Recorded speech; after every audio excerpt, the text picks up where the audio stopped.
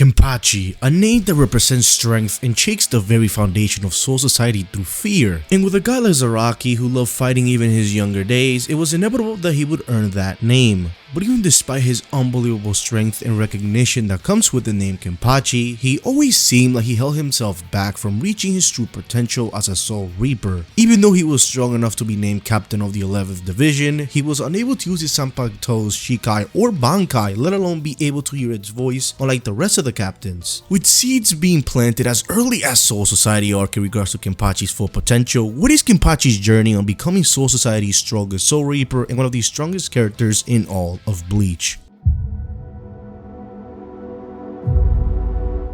To start, we first need to look back at Kenpachi's first fight in the series against Ichigo trying to infiltrate Soul Society. In this fight, the story establishes the sadistic nature of Kenpachi, who loves giving his opponents the advantage. From his eye patch that holds his strength to the bells on his head that can be heard the moment his opponents focus on their Ryatsu, he tries to handicap himself as much as he possibly can in order to make the fights more fun for himself. However, as the fight reached its climatic conclusion, Ichigo manages to survive in a fight that by all means should have lost against a captain like Kenpachi who has the most battle experience and more strength. In Mundo, after protecting Ichigo, he fights against Noitora in a fight that truly shows how badly he not only held himself back, but even Central 46 were responsible for the decisions that take place in Soul Society. In an ironic twist, Noitora proclaims that his kid can't be cut by him the same way he did Ichigo in his fight in Soul Society. As he finds himself vulnerable in his fights with Noitora, he is elated by the challenge that he now finds himself in. As the fight progresses, Kenpachi is able to cut Noitora little by little, and after a slash with his eye patch off, he does critical damage, leaving Noitora no choice but to use his Resurrection in order to fight back against Kenpachi. This turns the fight upside down as Kenpachi looks like a fish out of water against Noitora. But even despite that, his sadistic nature shines the absolute brightest as he fights Noitora with a devilish smile on his face. As he proclaims he doesn't want to die, he uses Kendo, which was a technique that was taught to him by Yamamoto for only one day per the orders of Central 46. He absolutely demolishes Noitora and puts him in severe condition. Central 46 were afraid of Kenpachi's limitless potential and him one day turning his back on Soul Society. Kenpachi puts Noitora down for the count, ending his fight in Mundo.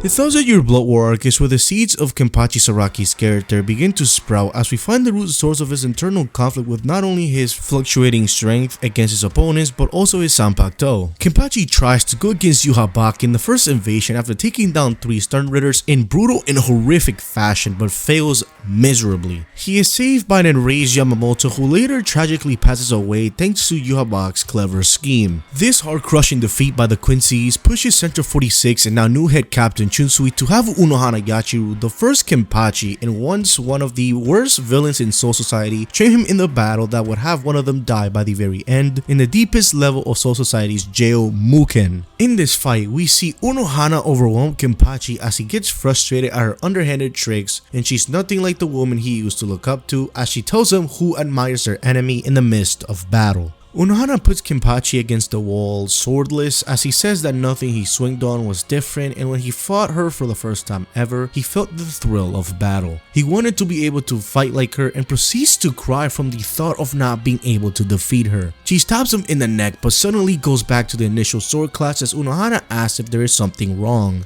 Unohana reveals that each time Kenpachi faces death, he gets strong, which is the handicap he put on himself and is ultimately her sin. Years ago, Unohana faces a pile of corpses presumed to be hers as she then sees a young Zaraki at the very top who is responsible for the bodies. He jumps and manages to stab her in the chest. She reveals that on a subconscious level, he is sealing away his power in the middle of battle. He managed for the first time find joy in battle even despite her still being weaker than him, which pushed him to lower himself to her level, which ended up becoming his shackle that only seems to let go the moment he faces death. This very sin pushes her to kill Kenpachi and heal him over and over and over again in order for him to gain his full strength. Unohana uses Bankai, which finally for the first time since their encounter years ago, he has experienced true battle. Unohana says Kenpachi sealed his strength to enjoy fighting forever while Chi learned healing. However, her healing ability was for the sake of this battle, as each single age there is only one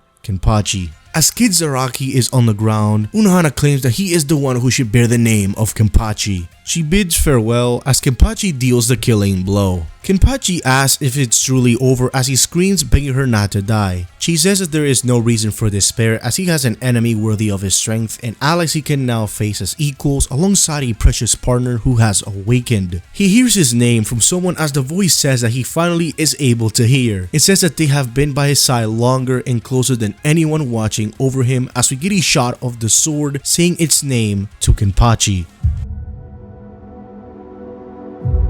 With the second Quincy invasion, after Grammy putting Yachiro and Isane on a precarious spot with his ability that makes his imagination come to reality, Kenpachi makes his return to the battlefield. He tells Isane that Unohana is dead and to hate him if she must, but she is elated as he has now inherited Unohana's name. Grammy proceeds to make a stage just for him and Kenpachi and tells him to consider himself lucky as he is the strongest Stern Ritter. Kenpachi is unable to pierce Grammy at first as he made his body sturdier than steel, but it becomes futile as Kenpachi slices him anyway, as there isn't anything he can think of that he won't be able to slice through as he is the Kenpachi. Grammy tries to figure out Kenpachi's next move as he puts him in various positions using his imagination. This amounts to squat though as Kenpachi one-ups him each and every time. This motivates Grammy for the first time ever as he brings guns and even missiles to their battle. Kenpachi however doesn't slow down but rather speeds up in order to get the most amount of attacks possible. Kenpachi tells Grammy if he imagined his own downfall,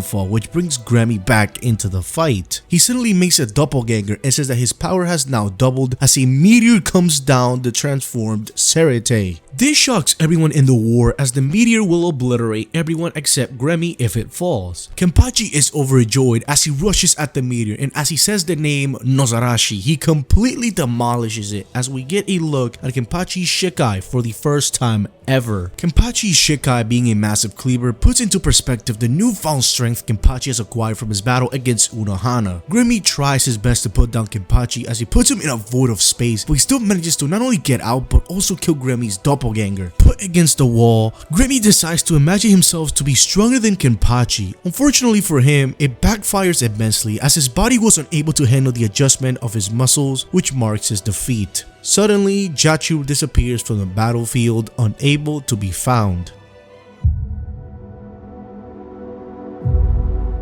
In Kenpachi's final showing against the powerful Jared, we see him alongside Byakuya and Hitsugaya fighting the giant in a battle that feels unwinnable. As he gets knocked down by Jared, Jachu shows up again telling him to get up. She grabs Kenpachi's hand and says that this power is called Bankai, which ultimately reveals that all these years Yashu was and still is Kenpachi's Zanpakuto spirit. He transforms into what looks like a demon, and after taking a bite of Gerard's hand, he completely rips his arm off of his body. Despite the size difference, Kenpachi overwhelms Gerard and makes him look like a ragdoll. Gerard, still confident, rushes on Kenpachi only to find himself getting sliced in half. Jared, however, was able to regenerate and get his body put together. Kenpachi still continues to fight, but even his Bankai form is unable to handle his strength as his muscles fall apart. He is put out of commission by Jared, but later on he assists Hitsugaya and Byakuya, taking Jared down. And after Yuhabag's defeat by Ichigo, the Blood War comes to an end, closing the book on not only Kenpachi's journey, but Bleach in its totality.